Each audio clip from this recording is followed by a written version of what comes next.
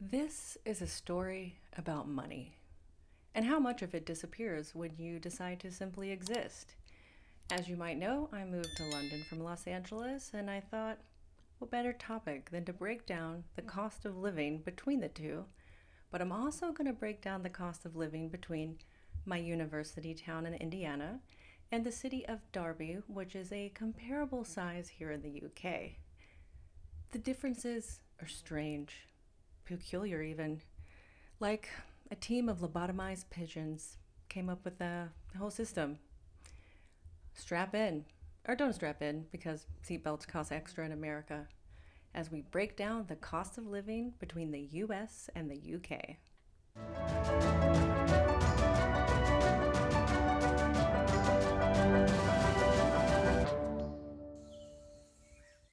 First, let's cover one of the most important things: food. Kind of all need that to live, right? The daily ritual of buying things that will eventually turn into mold if you don't eat them in time.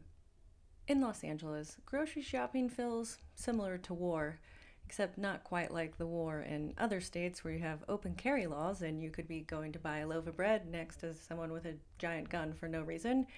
I guess somebody has to fight off the mice from Ratatouille in the grocery store. In the UK, going to the supermarket doesn't really feel like a war. It just is a mild inconvenience that you have to do often since your food is not made out of plastic like America. In Los Angeles, shopping for two people can add up to about $250 to $300 each week, easily, and that's being modest with what you buy, and including some of the plastic food America has to offer. In London, the same amount of groceries usually cost between £80 to £120, unless, of course, you go to Waitrose where you're paying for the designer lighting. Meanwhile, we're going to discuss my old uni town, Evansville, Indiana, and I bring it up as the comparison because I think comparing two major metropolitan cities is a pretty unfair comparison for most people watching this. Of course, Los Angeles is expensive. Of course, London is expensive.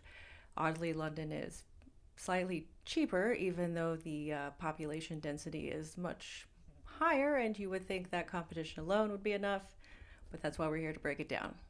So we're going to compare Evansville. It is a population of 117,000 people, and the city of Derby, UK, which is a little over 200,000, but it was the closest comparable city I could find to my university town, which was the first city I lived in completely on my own at the age of 18. So I feel like this is a fair comparison versus my hometown, which I had the luxury of living with my family before I turned 18. So it wins by the cheapest, as at 12, I'm not really paying rent or buying groceries. My Mimo is taking care of that for me. Now, you might be shocked to learn this. Like I said, we're doing Evansville. I lived in Evansville from 2005 to 2009 before moving to Los Angeles. So I've updated the numbers for inflation. But even taking inflation into account, my hometown, not my hometown, my college town of Evansville, again, this town touches the border of my hometown in the state of Kentucky. So even though it is a different state, it is a whole whopping 20-minute drive away from my hometown. But when I moved to Los Angeles from Evansville, Indiana, I was shocked to learn groceries were actually cheaper in California. You may not know this, but roughly around 60% of the produce for America is grown in the state of California. So a lot of things are not shipped far, thus your price for groceries in California can be significantly cheaper than in what is the green belt of America that you associate with cornfields and farms. But most of these farms are growing soybeans and other crops to sell for feed to other countries or within their own country, but are rarely actually producing food for human consumption. So even though you're growing up next door to a cornfield, that corn is meant for a cow 500 miles away. In our comparison town to Evansville, Derby, UK, yeah, groceries are really fairly cheap, and what I could find online, cheaper than London, clearly, still much cheaper than LA, and not impossible to afford on a single income. So, of course, the UK wins this round because food is actually significantly cheaper than it is in the States, and bonus points for not being made out of plastic. You have far tighter food regulations, and I know everyone complains about the price of groceries. That is a universal, no matter what language or country you're in, that is a complaint everyone has. But you guys have much cheaper groceries than in the States. So, good for you. Now let's discuss the transportation tango. You all have to get somewhere, and it's not COVID, and we can't all work from home full time anymore, unfortunately. That was a good part of it. In America, a car is not just a car, it's an emotional support machine that you have to pay for monthly, and sometimes more expensive than therapy. In LA, where you have to clearly have a car so you don't live in the Mojave Desert and trapped, my car payment was $315 a month, and that was for a 2018 Toyota Prius. My car insurance was $170 a month, and that was a huge thing when I moved here. When my cousins would discuss how much their car insurance was, I thought they meant those were the monthly fees, not 500 pounds for the year. That is insane. Your car insurance is even cheaper here than in the States, and I had a good deal at $170 a month for my car insurance. Now, that doesn't even include the yearly tax for a car, as well as the smog test required, and the consistent cost of petrol, or gasoline if you're watching from America. And I know a lot of people here also complain about the cost of petrol. Okay, so in my home state of Kentucky, where there are basically zero guidelines about what you can pump into the air that is toxic, and you can at most get a fine for 10 years before you're forced to change that, clearly the petrol slash gasoline was much cheaper, as it did not need to be refined, because they don't care if you grow 5 extra arms. They see that as 5 extra arms you can work in the coal mine with. California does have more expensive petrol, but that is because it is severely regulated to make sure not to cause extra pollution in a highly densely populated area. They don't want to have the great smog that you had here, so they've worked actively toward preventing that, even though in the 60s and 70s it did get pretty wild before we introduced unleaded gas. Now, you do gas per liter. Clearly, in the States, we do it by gallon and whatever other made up number and metric system and measuring systems in general that we make up in America. How many liters are in a gallon, sir? Nobody knows. But when you convert that cost, what you would pay in London for a liter of gas, convert that to gallons in the States, and you're actually paying the exact same cost as gas in California or New York City, which makes sense because, again, it's London. And like every major city, if you go outside of the major city, the petrol is cheaper. You have to make cleaner forms when you have a higher densely populated area. That's the same universally. Thank goodness. Not in every country, but it is a good rule to have. So having no car here, clearly my costs are much lower than living in California with that. I just have to spend whatever I need for the tube or a train, and I actually get to do other things at the same time while I'm traveling versus purely playing Grand Theft Auto with my life, watching the police copter go over, and curious if I need to turn on the TV later to see that high-speed chase that just went by me.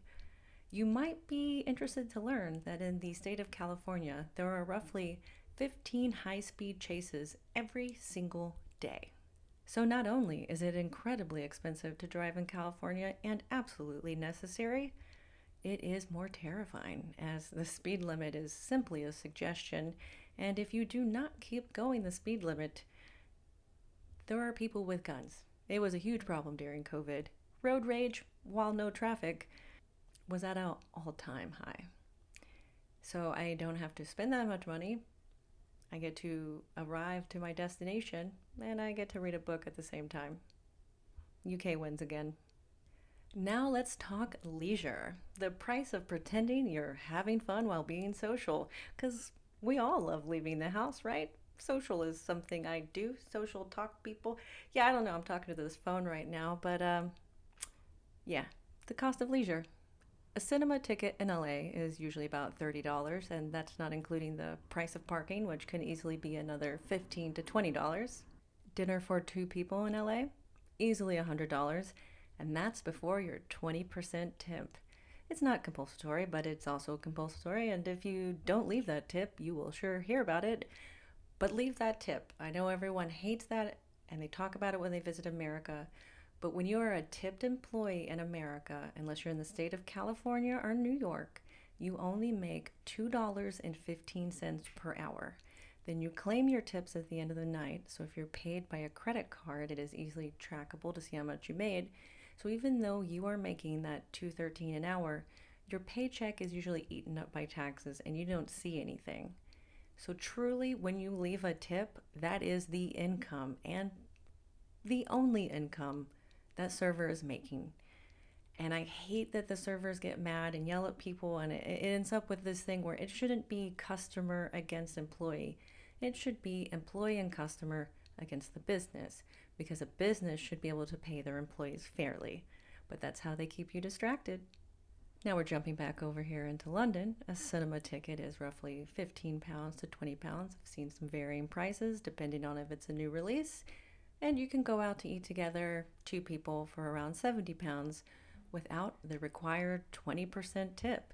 So you can actually have a night out together, or a nice little quaint date night, stopping at a pub, having a delicious meal for far less of the price, far less of the stress, and you can actually enjoy those pints without having to worry of driving home, because you clearly can't do that while drinking. So either one of you doesn't have any drinks and you pay extra for an Uber in the States, which are also incredibly more expensive and require tipping in the States than in London. In London, you can just go out with your friends, get on the tube and go home and have a wonderful time. And because you can order half pints, you can make it even cheaper if you need. Now, comparing leisure between Evansville and Derby is pretty unfair, because both cities seem to think going down to the shops before 5 p.m. is about the only leisure. But that is the point of a small town. They're not looking for the night out, they're looking for relaxation. So those towns can stay on par with that. But here, the UK once again, specifically London. Now, the cost of healthcare. As we discussed before, in America, healthcare is not care, it's a threat. In Los Angeles, my private insurance was about $800 a month. My prescriptions were $75 a month, and that does not include the need for a copay every 3 months to renew my prescriptions, and does not include any emergencies that could arrive. That is literally just trying to keep my homeostasis alive. In the UK, I pay about $275 per month for my NHS, and if my leg falls off and I have to go to the A&E, I know that they will try to reattach that before making me sign a credit card bill.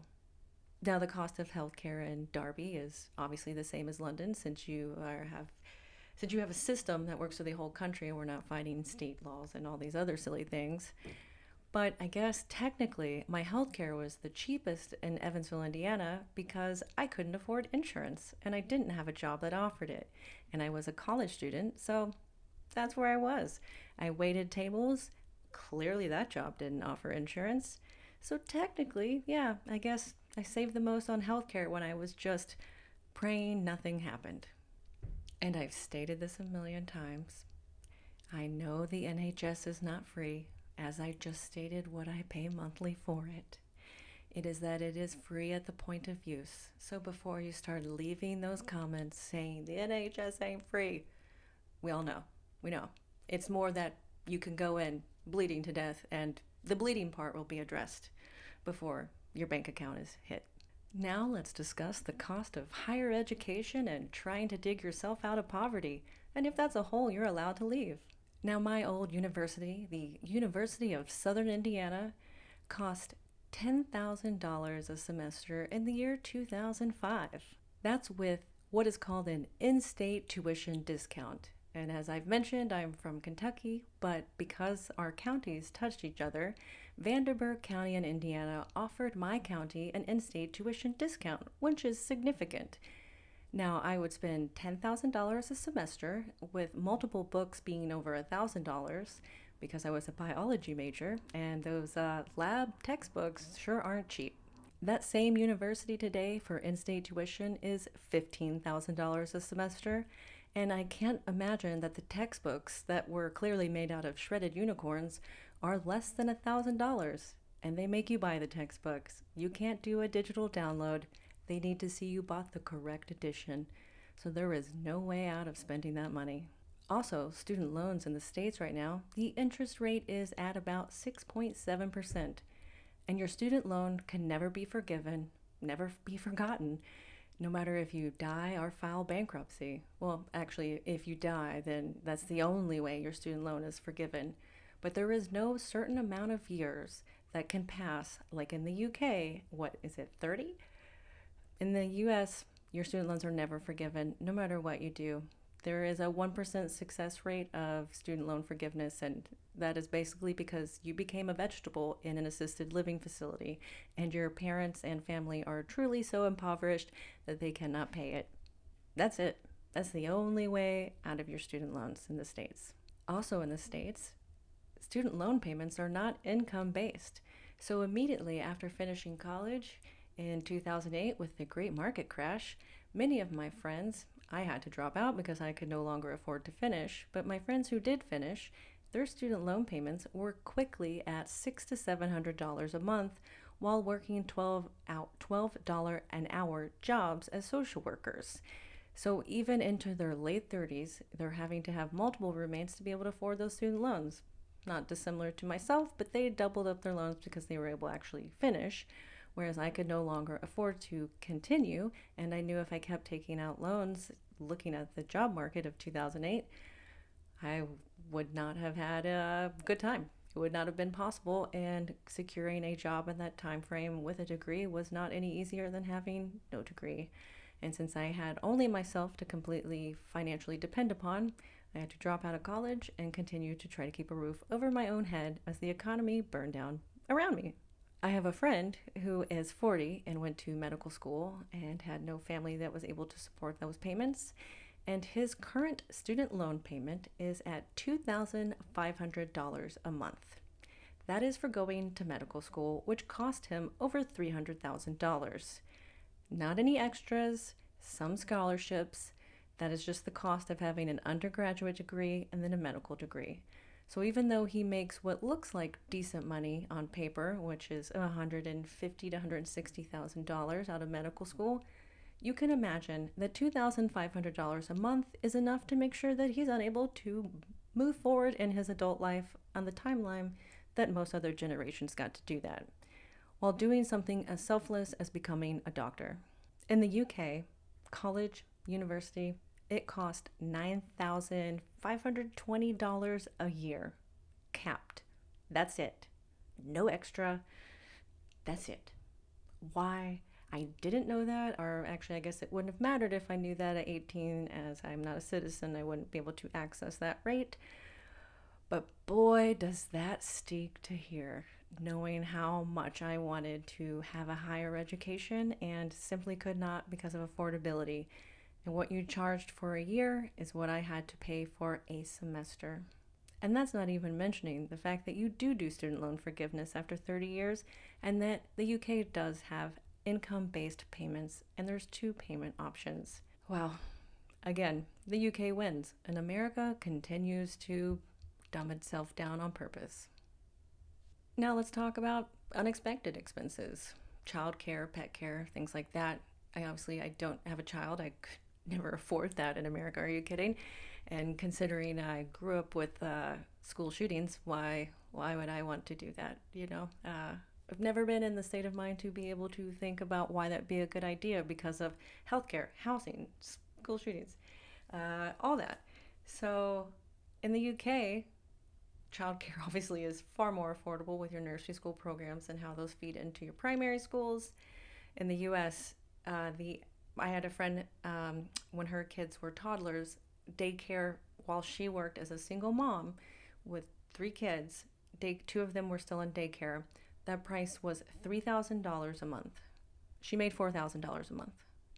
I don't know how she balanced it, but somehow she did, working 5 days a week. And I have never seen someone be more exhausted. Over here, pet insurance, which was really cool to learn about. Yes, we have pet insurance in the States, but basically it's like human insurance. It costs a lot and barely covers anything. You might get a yearly discount on when you take your cat in for a physical, but that's about it. You're still going to pay thousands of dollars for dental or any surgeries that they might need.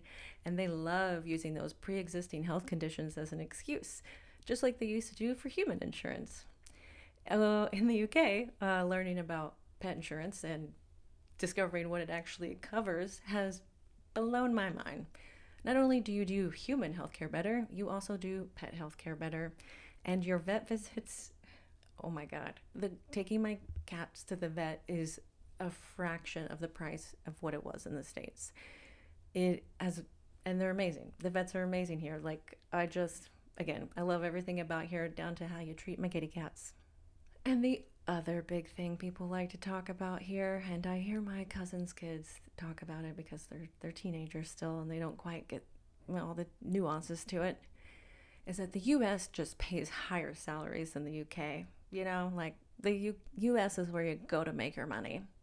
But let's break down the reality of what you walk home with, because you see in the UK what your taxes are being taken out of the government, and you see what the taxes are in the States for income, and you think, wow, that's tragically unfair. But you don't have the same property tax, car tax, state tax, county tax, sales tax, income tax. So at the end of the day, even though I'm making slightly less on paper, when you see the number, if you do the exchange rate, the number is actually the same in the UK as what I was making in the US, except I actually get to walk home with more money. That's right. In the UK, I get to walk home with more disposable income than I did in the US. It's like a magic trick, but instead of a rabbit disappearing, it's your savings. So many Americans like to say the British are just so much more heavily taxed than the US, and that's not freedom. But I have a list right here. Let's talk about it again. Once you add in the federal tax, state tax, Social Security tax, Medicare tax, private insurance premiums, ooh, those are fun, co-pays, deductibles, and random fees that appear like cryptic messages in the universe, your take-home pay is better in the UK here, and you can predict your budget around your healthcare. Whereas in the States, even though you're paying 4 times as much for your healthcare, you just have to pray nothing happens, and you never actually need that healthcare. The British system looks like a dull filing cabinet when it comes to taxes. America looks like a slot machine where the house always wins. Now let's discuss rent and housing costs. My rent in Los Angeles was $37.50 a month, plus about $300 in utilities. Now, before you say that's because of your air conditioner, I want to preface this with saying I didn't have air conditioning in Los Angeles, and the winters were clearly more mild than here, yet my utility bill was far more expensive. My rent here in London is £3,150 a month, and my utilities have been running about £100 a month. So already, London is significantly cheaper, even adjusted with the exchange rate, than it was in the States. Now, if we compare my college town, it was oddly more expensive, but secretly. My first apartment in 2005 was $330 a month, which was not the average, it was a still. My last apartment before I left that town was $700 a month, but my utility bills would consistently be $500 to $700 a month, and this is 2005 to 2009. That's not adjusted for inflation, and that's because my college town only had one power provider, and they run a monopoly on the prices. So there's nothing you can do to make your utility bill any cheaper, despite covering your windows in plastic and insulation and curtains, trying to save everything you can. Your utilities are far more expensive. Now, if you compare Darby to Evansville, Darby is significantly cheaper when it comes to rent, and I've included a graphic to show that.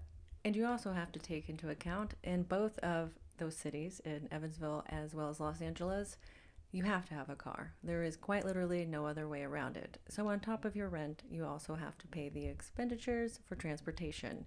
Whereas here, I have legs, and those work pretty good so far. In Los Angeles, my cost of surviving was roughly, let me look at the graph here, $6,620 a month.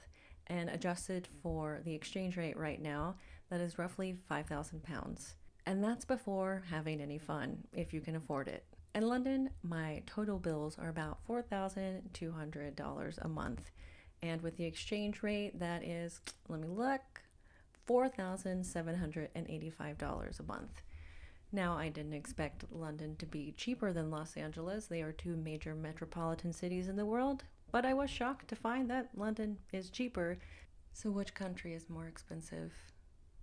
Well, America. You have to pay for the right to even breathe. Whereas here, you can go get the A&E and be allowed to breathe without giving a credit card down. So that right there, being able to have predictability over your budget, even if it seems slightly more expensive, it's not.